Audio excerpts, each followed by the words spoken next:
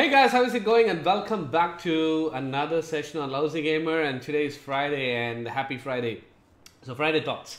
So what am I going to talk to you about today is probably not so interesting, but I've been thinking about it for quite a long. So in all my videos, I try to talk about the smaller alliances, how it's very important to nurture them to get to a bigger alliance, right? So not a lot of people have money to spend, but they do spend quite a bit. If you look at the bigger alliance and the smaller alliance, you put everybody together, they will be spending more than what a bigger alliance would spend. So it's very important to nurture these people who are really liking this game, and I think we need to motivate them before we only left with a few bigger alliances. So the idea here is, I think Ember should look into the events that they are running. So I do see that, yeah, it's a good thing. You are trying to get top 100 out of this massive big alliances. As I said, they have like bigger alliances, have like 10 smaller mid-sized alliances within the region. So it's really hard. Even the bigger players farms are actually getting more gifts than the players. So I mean, I'm not saying that, I'm not discounting that these people are spending money and time, but at the end of the day, I want the mid-size and the smaller alliance also to get something in the process. And I seriously think Ember should reconsider the events that they are running. A few things again. I'm not sure how the cycle of these events goes. I do see the trained troops kind of repeating again. So I feel like the event time should be a little bit longer and also repetitive within 24 hours. So different time zone people can also participate in the event, and if you have a timer set, you can actually try to set before you sleep and so on and so forth. So the time zone difference that we have, either you got to make it really long, like how you do the power events, so everybody has time to do that, or you kind of repeat within 24-hour cycle where the different time zone can also do. I'm pretty sure they're doing it, but just wanted to make sure some of the events with good prices should be extended that way, or changed that way, where all the time zones can play. And another thing that I kind of copied from another game that I played. It's really cool, right? You see all the bigger alliances take up pretty much all the events. You don't get the smaller alliance to do anything. So we need them to create, Ember to create certain events where you get prizes based on the winning against another alliance. So it could be alliance versus alliance kind of events. So then you challenge certain alliances, and then you, between these two alliances, whoever wins gets a prize. So another thing I was thinking about is certain events like, the blood harvest is really good. So that should be more to us, so people can go and harvest and make some get some free gifts, and also it's kind of fun to play that game. So everybody likes that event. I'm pretty sure that's something that we need more. And also the cities. If you remember 3 years ago when you played, occupying New York City is like a big deal. It's like wow. And if you remember 1.5 years later, when the mega cities were forming, I think then they started this occupying tiles kind of event. That was like really cool. The more tiles that you occupy, the more city. Again, this will be good for the bigger alliances to fight it out. So that would be really awesome to bring it back, where you can actually have tag teams of people who will occupy it, and then whoever occupied most tiles can take advantage of buffs that you get. So that's something that Ember should think about. And the third thing really need to think about is the alliance itself. The alliance is an asset. So people who are part of the alliance, before they move, I think the loyalty should be built so that people stay within the alliance and you don't see people running around. And I think more of how, I think I've covered this in my previous episode of some ideas to Ember. So the idea here is you contribute something to your alliance, and your alliance will have a certain degree of buffs by itself. It's not borrowing from your leaders or it's from the mega cities. So your alliance itself over the period of time will actually start to build certain qualities based on, it could be based on the donations people give. Again, this is an idea from other games, so I'm not inventing anything here, but it's just copying, and I'm pretty sure this will be great when everybody works together, and that makes sure that all the alliance members will be part of the alliance. For example, you give them an extra points if you're building a buff for infantry defense, so people have to donate for that particular technology, or it could be people who log in. If everybody logs in on the same day, they get certain points added to that infantry defense, something on those lines. So this is all to get the activity going. So that's pretty much what I wanted to talk about today. While I was thinking about this, as usual, I was trying to devise something that will be interesting, again copied from another source. So I'm going to show you an event that will be interesting to play, where we can get the one that I talked about, the alliance versus alliance among between regions. So I'm going to go to the drawing board and I'm going to show you how Ember can actually incorporate icy hitting and fighting into this whole thing. Let me go to that and show you. So this is basically the idea of this event that I'm suggesting, is where you can challenge another alliance of your size, so you don't really have to worry about fighting big guys. So you can challenge, you can declare war against them on certain days of the week. So every time you think that, okay, these are the people who will be playing, and then you can challenge them, and then they accept it, and then they play in a third party ground. It's not the same map, so it'll be completely different. I'm going to kind of draw that, so I'm not really good at drawing, but I'm going to try to show you that. So now over to the drawing board. Okay, so the idea here is very simple. What happens is, let's look at the three regions, right? So you have there are technically 5 regions, but let's look at the top 3 where most active players are. So you have these 3 regions, and then in each of these regions you basically have all list of all the alliances, right? So you have top alliances, and then you have tiny weeny alliances as well. So the same goes for all these here. So the idea here, what I'm suggesting is, each of these alliances that you have, sorry, so I'm just trying to yeah, so each of these alliances here can actually declare a war against, they can choose, the officers can choose, either general and major can choose to have a war or an event against these 2 alliances.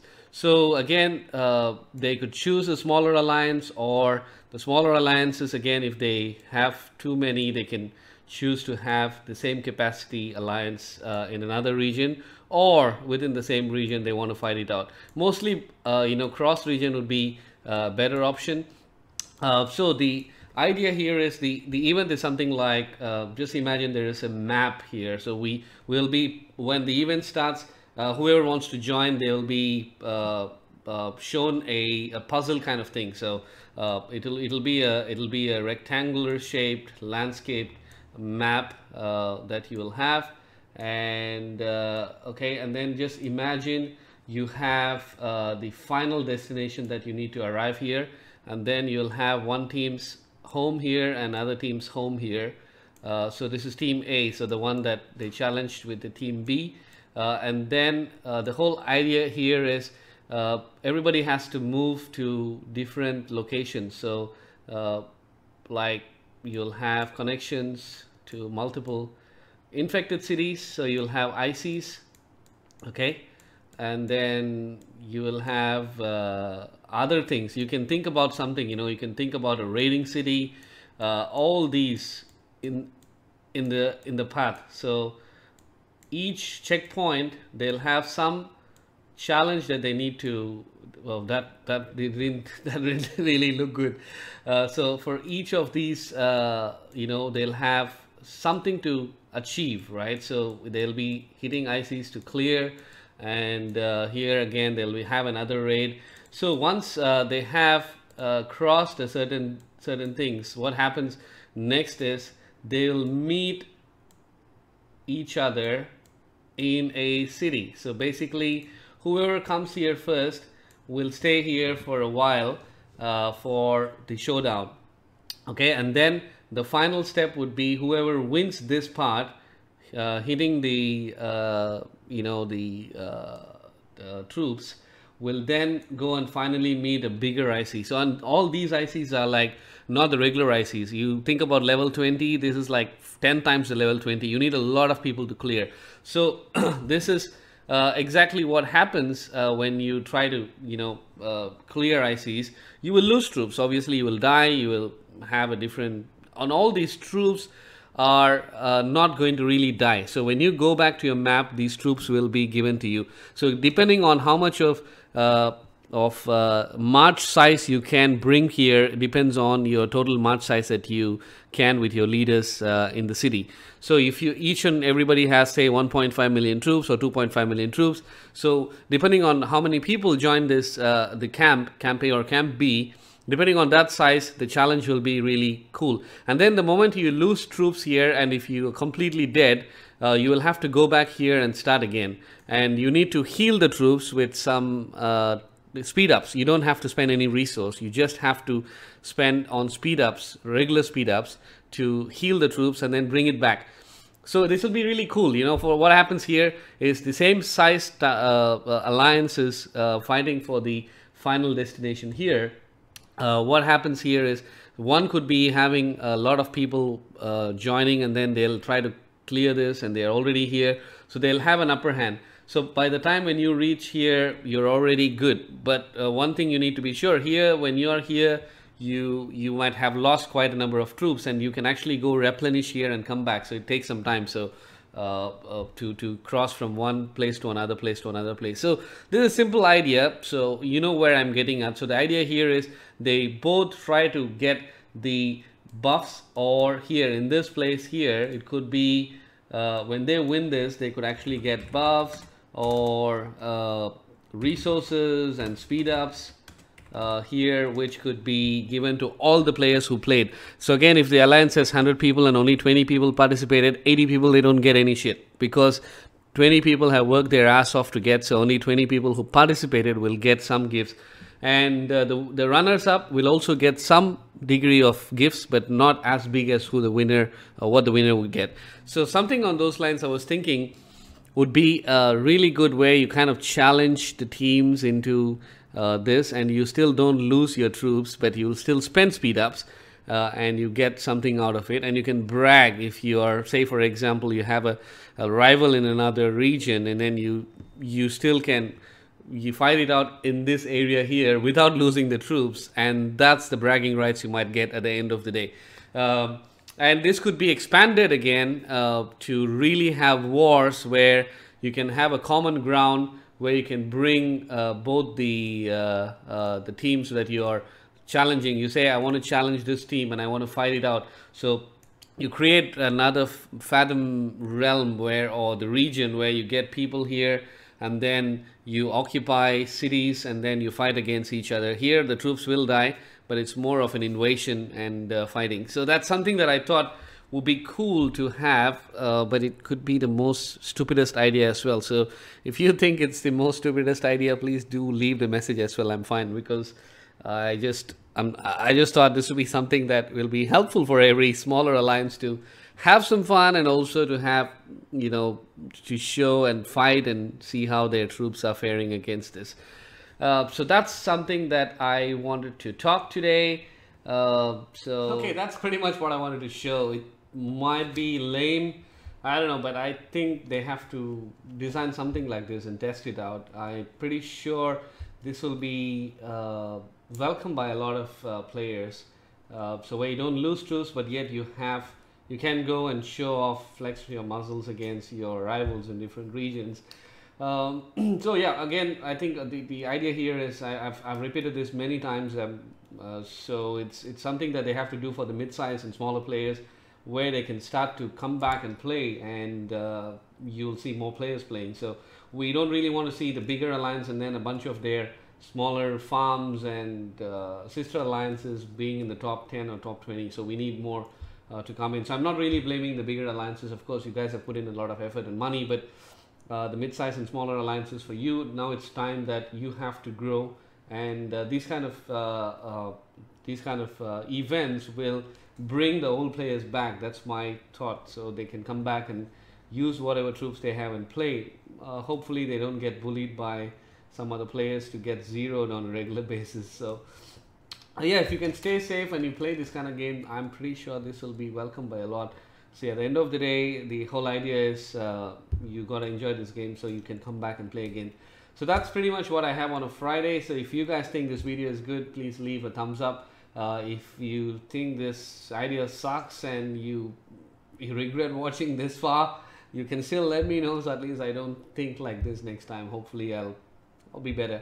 So that's pretty much what I had today, and you guys have a fantastic weekend, and I'll come back to you guys with a lot more videos, and you stay safe. Bye.